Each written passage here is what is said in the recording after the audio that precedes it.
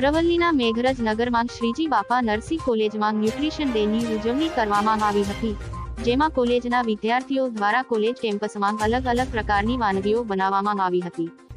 આ કાર્યક્રમમાં કોલેજના ટ્રસ્ટી મહેશભાઈ કે પટેલ, કોલેજના પ્રિન્સિપાલ સુનિલ પાટીદાર તેમજ નરસિંહ કોલેજના ટીચિંગ સ્ટાફ તથા વિદ્યાર્થીઓ ઉપસ્થિત રહ્યા હતા. તેમાં બીએસસી જીએનએમ અને એએનએમ નર્સિંગના વિદ્યાર્થીઓએ ન્યુટ્રિશનના ફાયદાઓ વિશે વિસ્તૃત માહિતી આપી હતી. સર્વ કાર્યક્રમનું સંચાલન હરિતાબેન, તેજલબેન, દીપિકાબેન દ્વારા કરવામાં આવ્યું હતું.